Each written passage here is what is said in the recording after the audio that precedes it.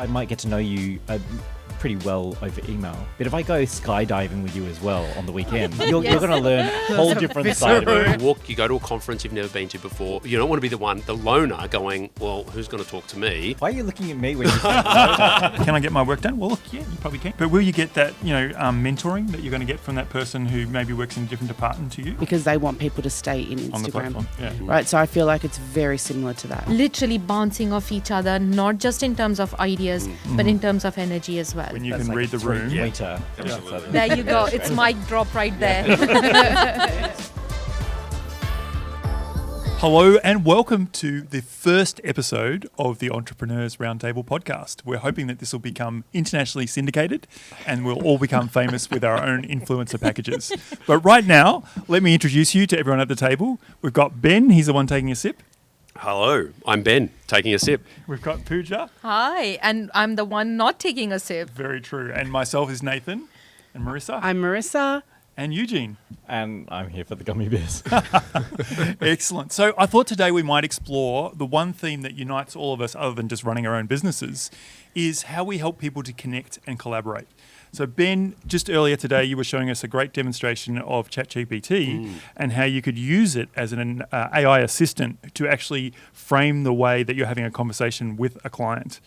Have you had a chance to do that with any of your clients yet? What do you think that experience might go like? Yeah, what I love about it is that it kind of adds a third person to your meeting. So there used to be this thing, right, where I heard this story that salespeople, if they were coming to your home, like old school sales, they would greet you at the front door, they'd talk, you'd invite them into the lounge room, and then they'd ask to use your toilet or facilities, right? So they'd say, oh, mate, is it okay if I use your toilet? And then they'd exit, and then they'd re-enter. Interesting. And the psychology was they did that because then they're no longer an acquaintance, they're now a friend. So they've met you once, they've disappeared for 5 minutes, and they've met you twice. And so there's this kind of switch. So in the same kind of psychological theory, the idea of having like an AI assistant that kind of is part of the meeting that you can introduce your client to or whatever, and you can get them to interact in some way, is like adding a third person that almost sort of champions you. So it's like another example I will use is whenever I go to like a conference or networking, it's awesome to work in packs. Like if you have two people, The wingman. Yeah, you have a wingman. You form your own circle, right? You don't have to be the wallflower going, I don't know anyone. It's awkward because even all of us as entrepreneurs and potentially we're used to being in crowds. We are always still nervous, right? You go to a conference you've never been to before. You don't want to be the one the loner going, well, who's going to talk to me? Why are you looking at me when you say that? So yeah, so I feel like I also gravitated towards you then. I felt it. Well, so if Eugene and I are both colleagues at a conference and we come up to you, suddenly we're the in circle to be in, and so it's that kind of dynamic. So I'm thinking that ChatGPT used in that relational way can be like almost like your assistant that can do that also, what happens is you never have to talk about yourself. 100%. That's it. Siri or what was Indy? Yeah, I called it Indy. Yep. Talked about you. She gave you the credibility. When you're at a conference and you're doing that with somebody else that knows your business well enough, you don't have to talk about yourself at all. 100%. The other person is there to doing help it for viewers you. online, let me just simulate this. Yeah. Just give me a second. I'll simulate it. So hopefully this works and we're not in some Faraday cage. Hey, Indy, I'm actually in a 5-person podcast. I won't say the guest star just for the sake of time, but I just want you to say hello and welcome and introduce me from Indimax in a very quick space of time. Of course, Ben. All right, let's keep it quick and snappy. Hey everyone, and welcome to the podcast. I'm Indy, your friendly AI assistant from Indimax Productions. And of course, you all know Ben Whimpey, the creative force behind Indimax. He's the guy who makes the magic happen, and I'm here to help keep things running smoothly. So let's dive right in. So Ben, how are you and where are you? So I'm waiting for an Australian option, but because it's very obviously American for obvious reasons, but I'd love to have an Australian voice or whatever. And the beauty is each of us are going to have our own kind of personal assistant AI that we're training and giving, and the more I sort of feed to that thing, the more it's going to know my style, my tone, and then the more I feed it about you guys, I can then ask it to strategize for me. But anyway, Brilliant. hopefully that answers that question. That's very, very helpful. Pooja, you work with people in terms of how they collaborate Yes. around time. Yes. What would you see this in your work, these kinds of tools to help people in terms of meetings or, making those new networking sessions? How would you see this fitting? That's a very interesting question. What this would do is probably kind of create that agenda that's very much required in most other meetings. We just saw today, there was this article that we went through. So many people waste time on meetings that don't really make sense. They just have these ad hoc meetings that chew into people's time and productivity. And a lot of the times, interestingly enough, they're always scheduled when people's most focused periods are during the day. Now, what this can do is help you summarize what needs to be said in a meeting and be just sent out to people within the team. And that's good enough, I think. And especially when somebody is talking to you, so it can serve all kinds of learners or people, the way they interact with information. That can be turned into a text if somebody needs it. If we are using AI, it can be turned into something visual. It can also remain auditive for those that are auditive people, and it can be used to get people into action as well, because we all do the things differently. So I feel that something like that and a tool like that can really answer a lot of questions that we have in terms of addressing diversity in a team. Brilliant. And I think it will also help in addressing not only work style diversity, it will also potentially help with cultural diversity that we have as well, and improve the intercultural and extracultural kind of dialogues that are required, because a lot of the times spoken word between people directly can be misinterpreted. Yeah. However, AI having a neutral tone and a neutral let's say, for want of a better word, accent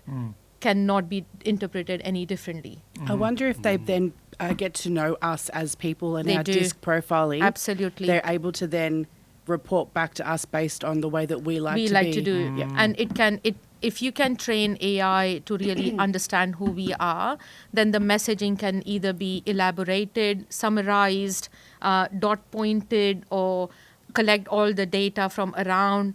If somebody is that data driven or has an analytical brain, so much can be done with some tools like that, and businesses can really hone into that kind of ability. Brilliant. To be able to communicate in a way that really answers people's needs, not just internally but externally as well, because our businesses have to be mindful about how we talk to our clients as well. Sometimes we don't think about that. I love that. I love the idea that we could have 5 different sets of minutes. Absolutely. And they would each be specific to our needs. And so we could pull out of the meeting what we need and action it that way. So In you our might language. get 3 bullet points for you, whereas Yeah. there might be a story Exactly. for me, whereas there might be a visual slide Absolutely. for you. Brilliant. That's great. It's genius. For the first time, though, it's made me wonder if this could open up the chance of, how we have social bubbles where we get echo I see where chambers. you're going. Yeah. Could this become an echo chamber for ourselves, where we think that we're getting a really balanced view, but it's really just telling us what it wants us to hear? Exactly. Yeah. That is I'm already happening a constantly lot. challenging my Yeah. chat GPT to Yeah. not just tell me, because often, when I first started, Bias. it's constantly agreeing with me, and constantly any idea I give it, it thinks it's a great Wonderful. idea. It's Great like, idea, Ben. I've got a business model for this. What do you reckon? Wonderful. I can totally see that making, so you have to, I think it can be trained. Challenge. The reason why I ask is because I used to run an organization where I knew that as the head of the organization, if I needed to, really I could talk most people around to anything. Yeah. And so I had to actively recruit a thorn in my side. There was always someone on my The contrary my messenger. core leadership team Yeah. who was the no person, and it drove me bonkers, right? And we would have these feisty debates over things. But at the end of the day, as frustrated as I was, it would make me feel safer. Yeah.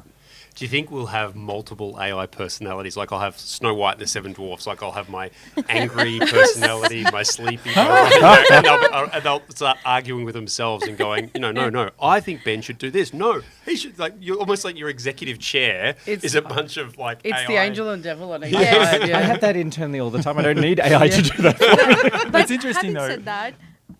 Having said that, we must draw attention to the fallacy of depending too much on that. Yes. We have to be mindful that at the end of the day, we cannot lose the human connection that is so important and needed for every human being. So this can become a tool. Let's just say it that it's a tool to maximize communication. Because communication is not just about saying words. It's about the physicality, the touch, the feel, the hugs, the physical presence of human beings in a space. And let's not discount that. So I just wanted to point that out because it's an interesting and amazing tool to improve certain things, but let's not take the human away. It's a very you thing to capture there. Yes. The people side of the process. Yes. It's kind of like that idea of, technology is a really great servant, Absolutely. but a bad master. Yeah. 100%. Yeah. And if we're replacing our humanity with that, you can tell the difference. Yes. We correct students' essays at uni. Oh my God, and, yes. And the lecturers say, I can spot a mile off Yes. where ChatGPT's been used. You can smell it a mile away. Really. We're gonna go through a season of push and pull. We're gonna go Yes. through, like when social media came out. Yeah. There's all these amazing stories. I mean, there's a film based on like using Google to find, Google Maps to find long lost relatives or that sort of stuff. Yes. But we've also got stories of communities being formed. Yes. However, then those horror stories of that boy who took his own life because of something on social media or the girl or whatever. So we're going to see a lot of wrestle and a lot of push and pull. But I Yes. like this idea that it is a tool, but it duplicates me. Like It I'm does. now finding myself as a business leader doing business modeling a lot faster. I do have to keep telling my ChatGPT to not send me down rat warrens or rabbit warrens, I should say, because I'm constantly going, because sometimes, like last night, I have this vision to do these kind of LED strip lighting that's modular and I can do this kind of stuff, inspired by a guy who wants to do Tron-themed kind of studio base, right? So I thought, where best to start this conversation? ChatGPT, and before you know it, it's like 12:30 at night. And it's still giving me not only lots of different suggestions, but it's now sent me on a whole different path. And I'm now going, oh my gosh, where am I? And I had to sort of say, look, we've just gone round and round in circles. So it is this push and pull of how we use it. And we're going to get better at using Yes. it. There's going to be better interactions. And also, another thing I must point out is that it is, at the end of the day, artificial intelligence that depends on human intelligence. So let's just not put our brains aside and just completely depend on that to give us information. There has to be a level of introspection. There has to be a level of analyzing. There has to be a level of us learning separately outside of the AI in order for us to use it intelligently as well. Because if we start replacing human intelligence for artificial intelligence, then there is this replacement of not having common sense. Yes. That should be the primary objective of every human being and improving. So the lifelong learning should not go away as a human. I think, And just say that I can only depend on that to give me answers. yeah, I think what we're exploring now is the idea of guardrails around Yes. this. And so that's, you were exploring what happens if we have all these different voices and will we start becoming an echo chamber? I think that's where the guardrails need to come in, Yes. where you have some kind of filter on it to Yes. say, hey, we've been talking about this for an hour and we didn't get anywhere, or hey, you've told me the same thing that I already came up Yes. with. I want a contrary opinion. So, It's just common sense, really. Which isn't Yes. that common It- these days. but people are dating ChatGPT. Yes. People are using it Yeah. for mental health counselling. Just so the other day, I saw that there's some country where they have an AI minister, and apparently that AI minister is now pregnant with 83 children. I'm not sure which country that is, and I'm not about to name it in a podcast. But yes, I that think was it the was, most disturbing news I've ever heard. I think it was Anne Hathaway in the Princess Diaries. We'll call it Genovia. The non-real world. Yes, well, this is in a real Genai, world. Yes. Yes. But anyway, we digress. But Yeah. having said that, we do really need to think about protecting that human intelligence at the same time as well. And I think you want somebody who's speaking into the situation, like a real voice. So, you've got your AI voice who's giving you a guide, but where's the second person that you're going to take this great idea to? So who's your co-developer of that LED strip lighting kind of thing? Because if you just brainstorm with ChatGPT, you might find, as you said in that rabbit warren, that's actually not a sustainable idea. It's a beautiful story, but it's not based in the world of reality. And here's the unpopular idea. This is where I guess, the employer-employee kind of relationship is we're seeing now, like encouraging people to work from home is going to lead to people realizing that they can offshore easily or they can transition to AI easily, and we may have a complete restructure of our working environment. Me, as unfortunately as ugly, and I said this is the unpopular thing, people don't like me kind of bringing this up, but in Australia currently, where everybody seems to want to get paid more and doesn't seem to be satisfied with their salary, and I'm struggling in a marketplace to try and find value, and suddenly I've got an employee or numbers of employees, I can see the attraction. Like I can see the things that I'm able to get done. Like in the past, the amount of things I'd have to get I'd have to contact an expert, I'd have to get them in, they'd probably want a consulting fee or something, and suddenly before you know it, I mean, even from just an IT scenario, I'm solving so many small business IT issues 100%, just by going to I just send an error screen to my ChatGPT. It tells me what's wrong because I don't understand it. It then tells me, and it even gives me if I have to go into coding, it gives me the code to fix it. And there's been numbers of times that if I had to pay an IT person and they want to come out here and charge me $120 an hour, but they want me on a service arrangement and you can see where this is going. And there's a guy who's written a book called The Company of One, which it's a great book. And he explores that we're now in a world where you can run a successful company of just yourself. And that has optimistic views. Like some people go, oh, that's not fair, And people have that view of like, oh, the government must provide me a job and must do this. But for entrepreneurs, we're constantly going, well, I don't make profit if I can't create value. And my biggest expense now is real estate and labour. And I can potentially deal with, well, it's hard to deal with real estate when I've got something like this, but labour becomes a big challenge. And it's not that I'm not employing people, it's that I can do more with less and I can create more value and I can use ChatGPT in a way, or even like AI in a way. I'm not worried. It's also about meaningful work, though. Yeah. So now you can get, fixing that IT bug. Well, it's kind of curious problem, but it's not progressing the world forward anymore. Whereas your employees can actually be doing meaningful things that they find are either creative or, inspiring or interesting. They're learning, they're growing, they're feeling challenged. Yes. It's that balance of being stretched rather than doing the same mundane thing every single day. That's no fun. Absolutely. That's what technology is good for. Yes. Yeah, it's good. It's also good, for ambitious people that want to learn how to do the small things that they've never been able to do before. Being able to update my CRM by myself has been a big accomplishment for me because I'm not savvy in technology, but it's given me the opportunity to say, hey, I can do this myself. And it's a tool there that... 100%. And you've really bootstrapped yourself into that system. So you were handed it, and now you've learned how to use it, and you're basically developing your own kind of personal training course for yourself. Lifelong learning. Yeah. Yes. Yep. Brilliant. Exactly. I think it's really helpful for that. Eugene, from a leadership perspective, what do you think the responsibility of leaders is in terms of setting up some of those governances and safeguards to make sure that AI is used healthily in an organisation?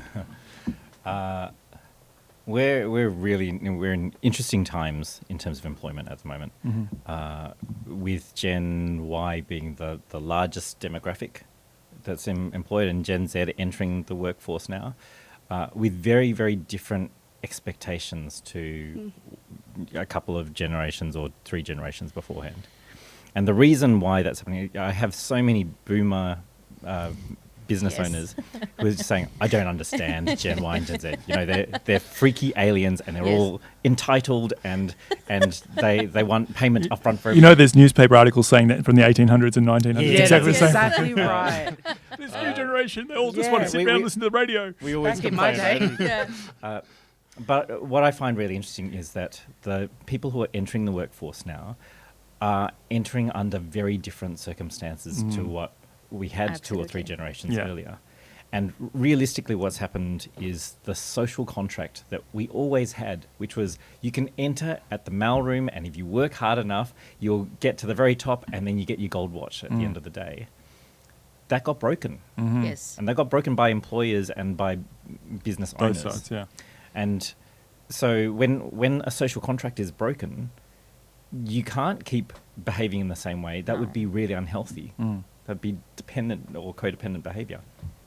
And so the new people are coming in with expectations and largely with defenses up because they've grown up seeing that if I work really, really hard, then my employer will get more profit. I won't get a bonus out of it.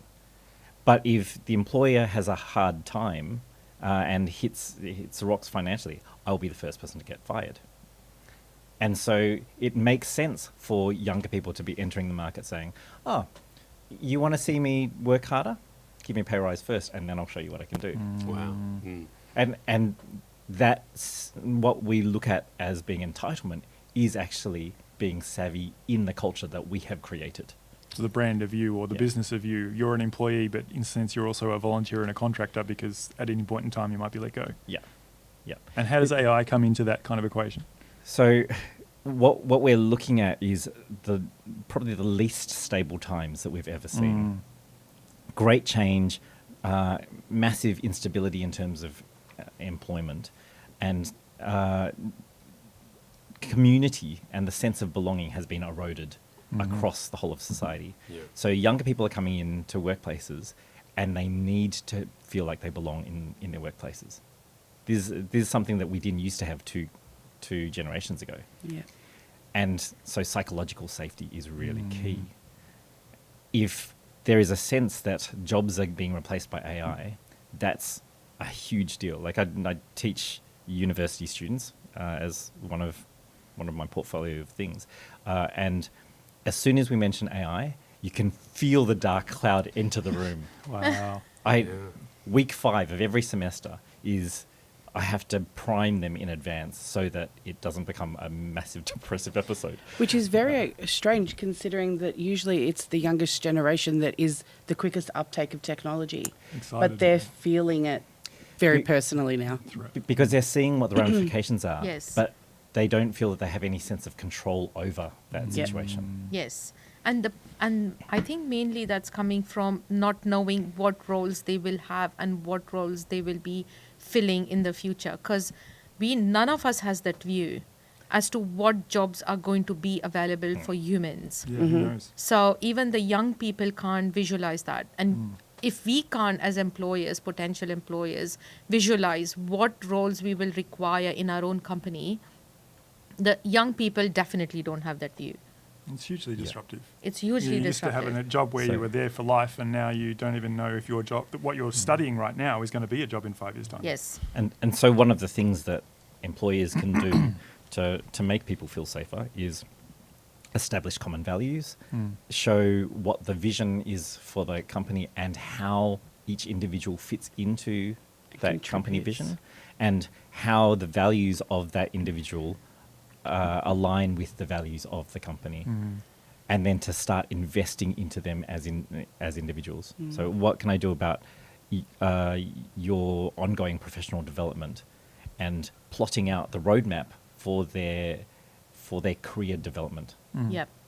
For instance, I have a staff member who I have been very open about saying, what do you want to achieve long term in your life, not only for your career but also for your family life, Yeah. and how can this be a springboard into that?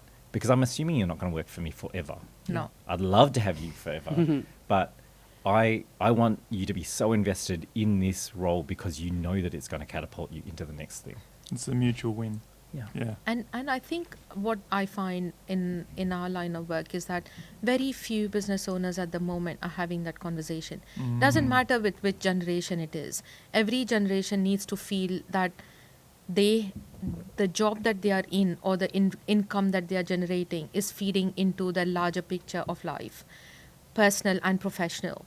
And very few business owners have that conversation. They do not have those conversations around values and culture, like you said. And they don't have that conversation around, okay, what are your personal goals? Where do you want to head? How can this company's goals feed into those goals, right? And hence, a lot of the times, doesn't matter which generation is working for you, Gen Y, Gen Z, let's take out all of those definitions. A lot of the times there's big walkouts in businesses of staff is because nothing aligns.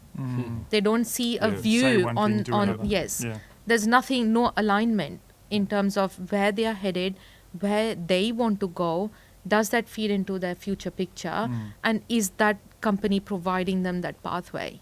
And a really easy example of this on a smaller issue scale is people returning to the office after. Absolutely. I was just going to 100%. transition to Marissa, because I think, well, you were talking about people working from home, Yeah. and you really embody that value of experience. Collaborative, connective experience. Yep. So do you want to explore that a little bit in terms of the workplace where people feel disconnected because the values don't align Yep. versus the workplace where there actually really is a sense of connection and celebration of Yeah. shared values? Before you do that, I'm going to grab something that's going to make a noise. This is provided by the wonderful Marissa. We should point this out. This is amazing. And I think we're all a bit afraid to touch it because it's making some noise. So I'm gonna- not afraid. Eugene has not been I'm afraid just to gonna touch take a bit it. of sugar. Like, really close to the microphone. I will compromise the recording quality for the sake of it. I think watching some friends that work in big business, the ability to work from home for the past 3 years has hindered them socially, but has also hindered their ability to work in groups Yeah. and then perform when they're under pressure in an office. Interesting. On LinkedIn, I was reading one of my colleagues' articles around the biggest pain point is getting people back into the office and what they can do to encourage people back. What I believe is experiences will bring people together. So whether it be having a PD day that is more focused on the individual, so maybe having headshots. So it's something for the company, but it's also something for the individual Nice. as well. Again, the mutual win. Yeah, absolutely. So that's how I believe bringing people together will ultimately help business, small and big, to reconnect again. Brilliant. I think a lot of the focus of that conversation has been on whether or not the work can get done. And so you get the people who want to work from home saying, I'm doing the work. And the employees are saying, well, I want you in here. Yeah. But there hasn't been so much talk about the caliber of the work that's done and the caliber of the interactions. So what we've lost when people have been working from home is the water cooler conversations. As you're passing someone's desk on the way to the toilet or to the tea room, Yep. the little 100%. jokes or the little questions and All the little catch-ups on how's that project going. Yeah. and what that does for trust, what that does for the creativity and the lateral thinking, the annoying person in the office, or the person who is very blinkered during a meeting, which can, that's the thorn in the side of half the team, and yet it's also what sparks a different way of thinking. These are the things that we miss, and often, I often speak to the younger generations who are trying to stay at home and say, how are you justifying to your boss On the on value a that you can personal bring? side, still. that's on the business side, but on the personal side, the longer you work from home, the longer, the more blurrier the lines become on your personal space and your workspace. Yep. And what that does to your mental health and your physical health is that you don't know how to separate your work from your personal, Yep. right? Because both are accessible at all times. But I've seen the social skills Yes. like Absolutely deplete. completely. Well, Yes. where people are scared, not scared, but they don't want to go to shopping centres. They don't want to go into the city. And I'm Yes. like, how did this happen? I think it's also COVID is the other factor. Well, I mean, that's where a lot of this work for home stuff come from, but the school kids Yeah. Yes. who went through particularly that kind of And they knew nothing else. 14 to, Yep. also the 14 to 16-year-olds who missed out on some crucial socialisation at Yes. that kind of Yep. transition from kid to adult, those teen years. And they are coming into work now. They're coming into work Yeah. now, and they think work is about just sitting at their computer doing functional stuff Yes. because that's what school was. And they don't realise that all of this cultural transfer I was going to ask actually about comes that culture. from skin-on-skin conversations, corridor conversations, meetings where you watch Ben, interact like that, and you go, oh, well, that's what the culture is, because Ben, gave way to Pooja, so now I'm going to learn to give way to somebody who might have a quieter voice. Those Yeah. social skills. Yeah. Well, we've seen this with homeschooling. Yes. So homeschooling, the schooling programs had to create holistic ways of going. There is some great value. I mean, I'm not going to do. I think I'll go on a bit of a tangent. No, I'll try not to because I'm on a podcast. But so pre-COVID, pre this kind of new idea of working from home, there was a lot of really good Yes. studies done on, Yes. on the efficiencies of working from home, Yeah. particularly for pregnant women. So there was this big fear that owners of businesses would lose productivity if women who are pregnant work from home. They did studies on it. They discovered, in actual fact, it was fantastic. Yeah. It was they were even more productive. So there's this kind of growth in that sense. Then COVID happened, and now with this, so giving everybody the capacity to work from home isn't always a solution. And same, I mean, going back to the homeschooling thing, the idea of that there are I've had some of my best employees were homeschooled, but even homeschooling programs have homeschooling programs where they can interact because they realize that if all you've got Yes. is your family to interact with, you end up kind of becoming, you end up getting to 18, 19 and your social skills. Yes. Well, you're which insular. are Yeah. insular. Yeah. And employability is not just about education. No. It's Yeah. about social skills and Yeah. social Yes. cues, which you just Yes, mentioned. absolutely. And a lot of the times it's not about what you know. It's never about what you know, but how you interact with people and you use that knowledge and impart that knowledge of what you know. And the feeling So- that you leave with people once you've Yes. had a conversation with Absolutely. them Yeah. affects whether they want to collaborate with you next time. Yes. What if Marissa has the key piece of information that I need to work on a project, Yep. but last time I talked to her, I made her feel like I didn't care what she said. Is she going to volunteer that information? Yeah. No. And you learn that Yeah. through Yeah, in-person. totally right. Something Ben said got me thinking about something, but it wasn't something I'd thought of before. The privilege of working from home because you're pregnant, the circumstance calls for it, but you feel privileged that you were allowed to, that your special. company, it was special, versus the expectation, Yes. And that entitlement. entitlement, right? And I think that is what has happened through the work from home COVID pandemic. I think that's what has been missing. The expectation is now, well, why do you want me to come into the office? Absolutely. I like being able to do my laundry while I work. Yeah. I like being able to empty my dishwasher. Well, okay, but no. Well, people are measuring on only one or two parts of perhaps a 10-part scale. Yeah. And so Yeah. can I get my work done? Well, look, yeah, you probably can get your work done. but you're not getting, But will you get that, mentoring that you're going to get from that person who maybe works in a different department to you? Will you, pick up on projects that you're not directly related to? Yeah, will you develop networks across the organisation? All where's the those think tank? Yeah, exactly. Where's the collaboration coming together and just spitballing ideas? Yeah. You And can't do that hence- over Zoom. It doesn't have the same feel. No, it doesn't have the, and not hence as you have informal, that many meetings and ad hoc meetings that need to be organized, and that's why you have these multiple tons and thousands of Teams messages or whatever messages popping up, and constant one-liner emails or reply all emails, which is my pet peeve. Like reply all 50 emails just saying thank you. Yeah. What the it's hell? worst. And it's just that's what happens, right? Because you're not physically present. How do you create that interaction? What's the productivity depletion when you get an instant message? Oh. Right? So every time you Interruption. receive Every interruption for some people can cost 26 minutes in refocus time. Yeah.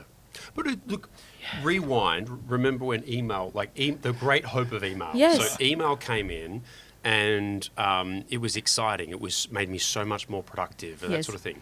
And so it's the idea of like going, well, why get up out of my office and walk across the room to that person sitting over there and ask them a question when I can send them an email and I don't have to get up in my chair? And we're now seeing the thing of like sending an email is actually a waste of productivity, because in a network, I can just get up and walk past as I'm going for a coffee. I can ask that person, hey, I've got a bit of a problem with this. What's your input? Did I have a quick conversation, as opposed to me feeling like I've got to craft this letter to this Email person. should be a paper trail. It should be used. And there are values to Yeah, record. correct. Yeah. Not a one-liner. Well, No, I think I often tell substance. people that emails are for transactions and conversations are for relational. Verbal is for... Because what happens otherwise is you can actually... It's not just the first email you have to draft. No. It's the answer, and then the answer to that, and the answer to that, and suddenly you found out you spent like 2 hours writing emails backwards and forwards, and a 5-minute phone call would have got you there, particularly when it's emotionally loaded. Yeah. The interesting thing, yes, definitely, because the nuance and Yes, and the and the So tone hard, and and all you're of trying that. really hard not to be more offensive and whatever, and simple phone call. And that's where I think when people have that Tonality. social anxiety, that they step back from, because it's like, well, I'm not used to meeting in person, so I don't want to have that confronting conversation. But if you worked in an office, you can knock on their door, just say, hey, look, I think I've misunderstood you. Can we have a chat? And even if those 5 emails equate to the 5-minute phone conversation the 5-minute in-person conversation that you have, it hasn't taken into effect the impact that it has on mental health, team cohesion, and Relationships. the honing of communication skills. Just, you speak to someone who's got a difficult to understand manner or a difficult to understand accent or all that sort of stuff, and you're learning all the time. We just don't realize that we're doing it. No, Yes. and also you create so many good friendships through your workplace. Yeah. And that doesn't happen if you're constantly working from home.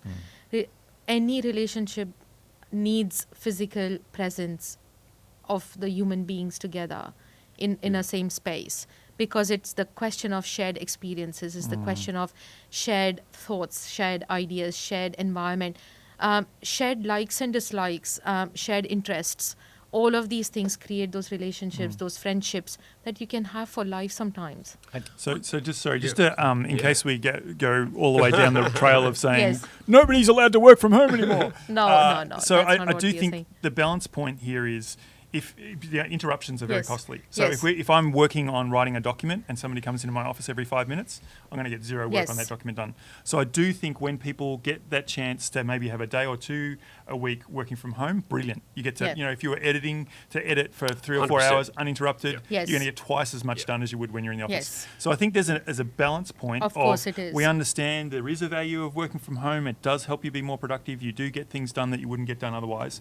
But it's the exclusiveness of it. It's the right, as you were talking about, the expectation that I should be able to do this all the time. Well, my fear is, we're currently in a state where we've got a government that's trying to mandate it. Yes. And this is the danger. As soon as a government, and I don't know why they think this way, they should have learnt from history. As soon as you try to mandate something, Yeah. I want to have a relational engagement with my staff. Because exactly that. If an editor came to me and said, Ben, there's a lot going on at this office. I need to focus on an edit. Tomorrow, can I just spend 8 hours just there used to be jokes in the old, where in filmmaking, like producers used to lock editors in rooms and say, you're not out. I'll pass food under the door. You're not allowed out of this edited suite until you give me the film, till the film's finished. Kind of stuff. Jokes like that. Yes.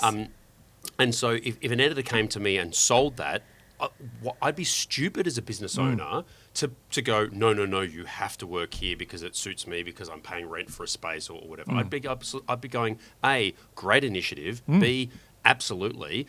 The flip side, though, is as a creative agency, you know how hard it is to write even with all the amazing apps that we have now, Yes. giving creative feedback to an editor when you're not with them, tactile in the room. Like this little bit on the right-hand side is out of frame. Do you see how that... Try to write that and going, okay, 37 seconds in, the composition of the shot isn't great. Oh my I God, need you to move that's 10%. bonkers. Do you know how hard that is? Yes. And so Painful. Painful, right? So again, the promise of look at all this app and software, we can leave comments, we can do this, we can do that, is great. And for quick things of that sort of stuff. But that kind of, when I sit with an editor, I'm like going, oh, hey, good work, but there's just, I don't know, there's just something. and they're like, yeah, I agree. And I'm like going, and we're sort of like, yeah, and we're just almost kind of just grunting at each other till suddenly the editor goes, do you reckon it's the and I'm going, yeah, it's the pace. I'm like going, it needs to be more like boom to boom boom. And they go, oh, yeah, well, I could do, what about this? And I'm going, that's it. And bang, then our client responds. It's no sentences. It's actually just feeding off energy. It's 100%. And it's almost like I can read your thought. Yeah, there is. And you can't do there's that. subtle body cues that are happening that we can't capture with technology right now. Yeah. What I love about that is that, to me, sounds like what's known as a liminal experience. Yes. Yeah. It's a challenge where you overcome all your differences and whatever because you've got a common goal. Yes. And the excitement that comes out of that and the depth of relationship and trust that is built of that is huge. Yeah. It's like there's, if you're always working from home and always communicating just through email, then you're always connecting in exactly the same way. And so you don't get to experience what's known as multiplexity, which is a range of interactions. You know, yes, I might get to know you pretty well over email, but if I go skydiving with you as well on the weekend, Yes. you're going to learn a whole different side of it. Right? Or If you come over to my house and you partake in a cheese platter, then you're going to learn a lot about my background through that. Yeah. And we will interact in a completely different way. Yeah. So I think we've restricted the way that we interact. It's almost the definition of work has become too narrow because it's become about this productive output rather than a collaborative journey. The main issue that I have with this whole conversation about working from home is it's been done in a vacuum of relationship. It's all about productivity, but the reality is, at the end of the day, it's not like the productivity isn't just based on what you do. Well, if we come back to your earlier comment about my career that I'm stepping into now might not exist in 5 years' time, do I really want to be the most productive person in the world at this niche skill? So how do you learn new skills? How do you transition into new careers? A part of that is that socialized experience of like, oh, Marissa did that and that was really interesting. I love that. Maybe I'll learn more about that. But if it's exclusively around productivity, then it's going to be how many widgets can you push out an hour? There's no time for you to learn other things because it's all about widgets. I think sorry. And it takes the relationality out of your relationship with your boss. Yeah. So I see employers who are just saying, no, this is the way it should be done. And employees saying, no, this is the way it should be done. Whereas it's a very narrow contractual kind of conversation rather than a relational one. It's a very binary answer, right? Whereas there are other options. And if you can establish that there is actually great value from you working at home, and you say, well, why are you so desperate for me to come into the office? And why am I so desperate to stay at home?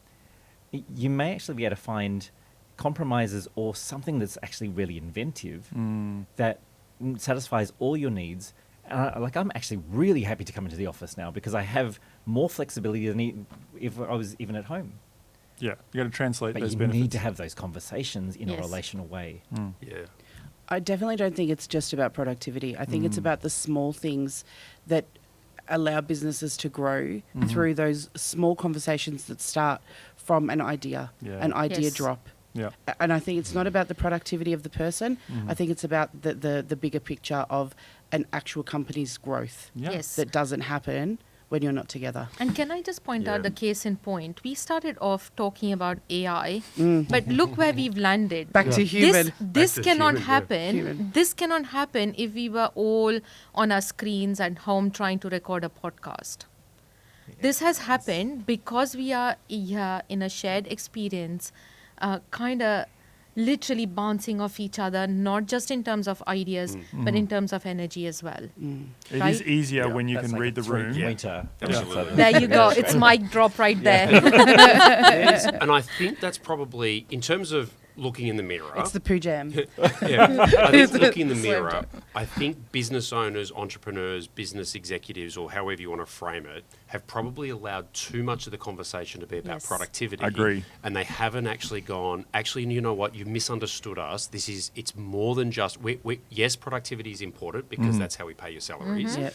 But actually, we've failed to communicate sort of the other elements of why we're sort of, because we sort of resist it because we go, we just know it, because entrepreneurs, right, we tend to move by feelings, and sometimes you just have a gut feel. And so when someone says to me when I hear about, soon everyone's just going to work from home, I can totally see as a creative business how that's not going to work, and how that's even for my clients. Like if I'm dealing with a major brand, and all of the decision makers are all islands, even then So the hard. feedback is fragmented, and I'm kind of 10 and I'm going, conversations. they're not talking to each other. Suddenly I'm getting, and so the whole things, all the wheels start to fall off. So it is that interesting. I think there's, to those executives and business leaders, and particularly the mid to large sort of end of town, they need to be kind of changing the dialogue, because that whenever you read about it, it's always productivity. That's the pushback. We need to say, no, we're not just arguing about that. It's the There's nuance. other nuances Yeah. here. Which I find so interesting, sorry to interrupt, because so many of you are involved in storytelling. Yes. And I think really if we move from productivity to meaning, Yeah. then because employees want to do a meaningful job, and Yeah. we want our employees to do things that are meaningful and impactful. So it's about impact much more than it is about productivity. So what happens when we start to bring the narrative into the experience rather than just the productivity?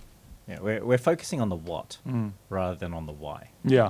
That's Thanks, and Simon. also, we have to show the impact not only on the business Yep. or on the wider world. What's the impact that it's going to have on you as a person? Because The people as factors. the Nicely people landed back factor, from the yes, AI. exactly, AI.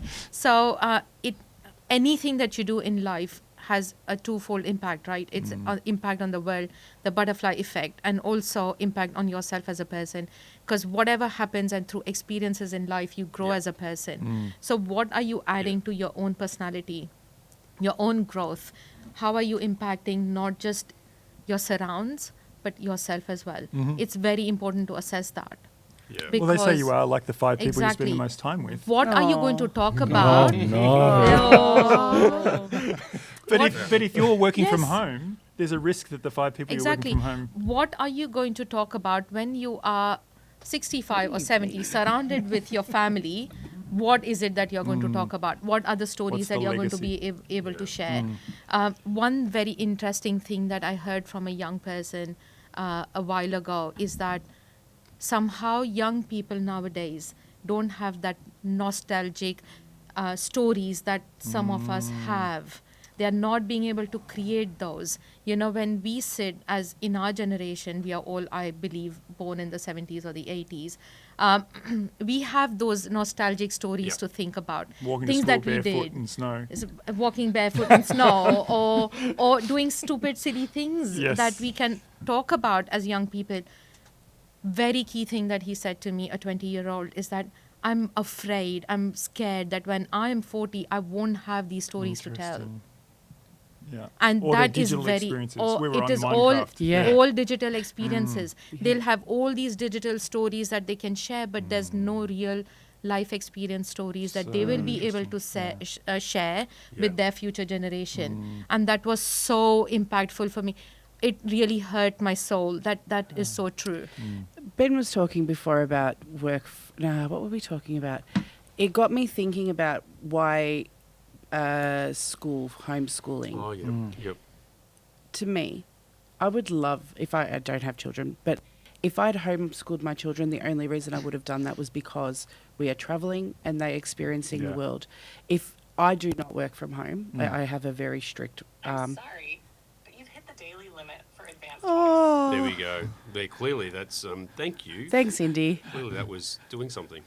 Sorry about that. Sorry, that was a great thought. Continue. Excuse my ChatGPT. no, Indy. He's not human. Indy, So one of it's the other, fine. just to interrupt for a moment, one of the Yes. other things that we noticed that Indy could do was time keep, because That's earlier you right. said Yes. at 15 minutes can you That's call right. it so we keep it on Yeah, time. So so that clearly was- she still had she that was still- lesson yeah. to. Anyway, back Go to on, you. Marissa. And I love that Homeschooling she while actually traveling. told us she was leaving. Yeah, She didn't just. Very polite. Yeah. So, like, for me, I would accept working from home for myself if it was because I was embarking on an adventure, and Yes. it was towards my personal goal, which is to live a life of adventure. So if I'm still working and able to do my job whilst doing the reason of my why, then it makes sense to me. Absolutely. So homeschooling, I believe it's like, well, okay, but why are you homeschooling them? Because you're not teaching them to get out and explore the world. You're not giving them all those experiences. Yes. So it's like, Agreed. are you increasing the meaningfulness? Are you Yes. aligning Yep. to your why? So just Absolutely. a retreat to home doesn't mean either of those things. But if you are changing, so I think it's the so modality of insular. work versus the retreating from home. I think we're probably a lot of us reacting to the retreat to home. But if there was a modality of work option where, so I spend a lot of time in co-working spaces. Yep. And so I'm kind of working on my own, but I'm working with other people and I'm still getting that catalyst. And Yep. so I think it's, if you were traveling, then you would still get that collaborative experience and the learning. And so your why, your meaning in life is getting richer. Whereas I think people who live 7 days a week at home, there is a risk that meaning of life becomes very insular. It's interesting to add to this the architectural layer. Mm-hmm. So, I mean, we've probably all been to those government or big businesses where it used to be, yes, you went to a workspace, but it was like lots of pods. You were all isolated. Yes. And then that was sort of 70s and 80s. Then suddenly 90s, and I remember in 2000s, a lot of my clients, I was turning up to these spaces now where they were the business owners or the companies were spending huge amounts of money because they suddenly came onto this thing of going, wow, we're going to make it more open plan. Yeah. We're going to actually we're going to invest in a cafe. Why? Because, or free food or coffee machines. They're creating this kind of cultural community great experiences because they recognize that if we create a cold, callous kind of space, so I can understand their resistance of, or they're reticent to work from home because they've gone, during the 2000s and 2010s, we've invested millions of dollars in making these amazing spaces where you can all collaborate because we know that actually led to more productivity. Because there was all these Mostly, studies. except for the introverts. Mostly, yeah. But they were sort of going, if we actually, yes, we've got all these people in pods, but actually if we knock down some walls, at first, I know the resistance would be, no, open plan, think of the productivity. It's all going to go zoom. But then they went, no, actually, it didn't. It all kind of started to... But also remember, when you put a cafe in a building, you're reducing the amount of time people need to spend outside of the building. Yes. Yeah. So it's also very self-serving. Yeah. Right? Oh, absolutely. Yes. Absolutely. So, yeah. But I Yeah. think they the did convenience of it that all. because they realised that, people want coffee, they want spaces, they want beautiful, they want, architecturally beautiful, they want trees, they want air purifiers, they all want this sort of stuff. And that was obviously led because they realised that if they didn't, people would move to the other company down the road that had a better building or had an updated thing. Like Maybe they need to start investing in putting beds in different areas in offices. Some By the offices way, in have that. Japan, there is... No. I'm actually, no, Don't not to work nap. from home. Live To in sit there on their computer because that's how they feel comfortable working now. Oh, okay. So it's They've just got so the used to comfort working, of, Wow. Yeah, So so in Japan, the work chairs turn into beds to have a It's nap. scary. But I think that is an interesting... I often see in workplaces a pendulum swing of behaviours Yes. backwards and forwards. So we did have the person sitting in their office on their own being able to shut the door. So very solo work. Then into the open plan office. And now we've had people work home. So I think it's a recognition that does need to be a bit of both. Yeah. I think your comment about the coffee shop inside the building versus outside the building is very interesting because creativity comes from diversity. Yes. So if you only hear the same diet of Yep. information, then you Yep. won't be creative. If you listen to this person and that person, you walk into this building, so spaces have an impact on creativity, locations have an impact Think on about creativity. it from Instagram. Mm-hmm. So Instagram won't push a video that links to an external link Yeah. because they want people to stay in On the Instagram. platform. Yeah. Right, so I feel like it's very similar to that. Yes. And then you don't get as rich learning because you're only getting that kind of message, the little And, square, rather and than... they're dictating your algorithm as Yeah. well. They're dictating what they're teaching you. Yes. Yeah. I think there are two things that are sort of rising to the surface here that I haven't heard talked on very much. First one's cultural intelligence. Yes. So to connect really well with anyone, you need to be able to understand where they're coming from. Yeah. Yeah. And there's been pushback against this from some people who say empathy is stupid and empathy is weak. Empathy is actually just being aware of the people around you. And it's And- empowering, actually, Yeah. because you learn from empathy. Yeah. So, cultural intelligence, whether it's people who are from a different cultural or religious background, that's one thing. But we're also looking at this from the perspective of, in a non-binary world that we're living in, and with people who are who have been born into different generations. they're all cross-cultural experiences. Yep. The second thing, though, if you can nail cultural intelligence, which is constantly evolving, Yes. so you'll never nail it, but then you're going to do much better in If connecting I can with just people. build on that for a sec. So what we're wanting is people to be literate in multiple cultures. Yes. And that's, I think, one of the key reflections that we've had in this conversation is that the more you immerse yourself in multiple cultures, the richer the language you have. Totally. And this has been brewing for the last decade, especially as Netflix started throwing lots of cultures at us and just into our normal feed. Previously, you had to go onto SBS to find a different culture, really. Yep. So we've got that. But the other thing that's been coming up a lot recently has been transitional intelligence, which is a recognition. Everyone gets What's that? So it's just starting to enter the vernacular now. It's a recognition that the world is moving at such a rapid pace and is changing so rapidly that if you can't read the signs and the trends, you will get left behind because you're always going to be reacting to things rather than surveying what the landscape is and responding before it even happens. So the people with high transitional intelligence who learn how to read those trends, they are going to be the ones who will be able to capitalize on those changes as they come. Yeah, that's good. And they will be ahead of the game. A lot of the people who are complaining about the younger generations or about people who want to stay at home are really demonstrating that they've got a bit of a fixed mindset. They're not able to pivot. And they're saying, but this is the way it's always been done. Yes. Yeah. But what got us here is not what's going to get us to No. where we That's need good. to be in the future. No. Yeah.